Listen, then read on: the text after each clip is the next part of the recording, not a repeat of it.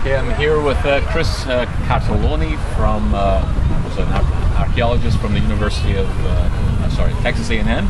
Correct. And this isn't your first time on Nevis. Can you tell us a little bit about your past projects? This is my third season on Nevis. I've been working at Bush Hill Plantation with Marco Menichetti from San Jose State University, doing a sugar plantation historic archaeology for 2 seasons. And that was up by Mount Pelly. Yes, yeah, correct. And so over the course of those 2 seasons, we began thinking about doing underwater archaeology here in Nevis. I'm looking for shipwrecks and looking at submerged cultural resources. What brings you back this time? Well, this time I returned for a week just to line up logistics, and because of the recent find of the HMS Solebay that you, along with some others at the Nevis Historical Society, had discovered in March and April. I came down to take a look at the Solebay and do some initial mapping, documentation, photography, measurements, and create an initial site plan of that wreck. So what's some of the highlights of the wreck that you've seen so far? There were 5 guns or naval cannon on board that we located, and as you know, there's other ones that we didn't discover this past week that you had seen previously. So there's quite a few guns to look at. There's a pig iron ballast, a lot of sort of unidentified iron. Oh, the anchors were found. Faster, and then there's an anchor as well. So it's miscellaneous. Yes.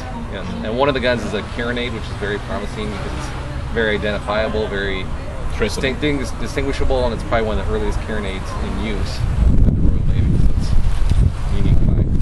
So what's the next step? And now we've done a week of mapping and surveying and photographing. What will be the next step? Well, the next step is to take a lot of the notes and documentation we have, go back and put it into a nice site plan so we can lay out the spatial relationship of all the cannons and anchor and everything, and start to really look at a pattern, create sort of the site plan, the map of the wreck, write a report, look at the notes, and just start thinking about future work. Next year I'd hope to return to do a more thorough documentation search to really look at the limits and extents of this particular wreck, then also begin doing a remote sensing survey, looking for many wrecks. But we need a large boat for that. That's correct. If any of the membership out there has a boat they would like to let us use for towing magnetometers and side scan sonar around the island, would be very much like to hear from you. Yes. Okay.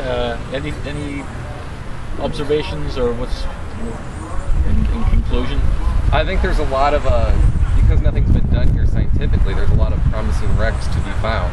And that's a rich part of the Nevis history, England's history, French history, just everybody's history. It's the world history. It's the history of the slave trade, all of that is lying just offshore here in the waters. And if we begin to uncover those wrecks, we're filling in those pieces of history.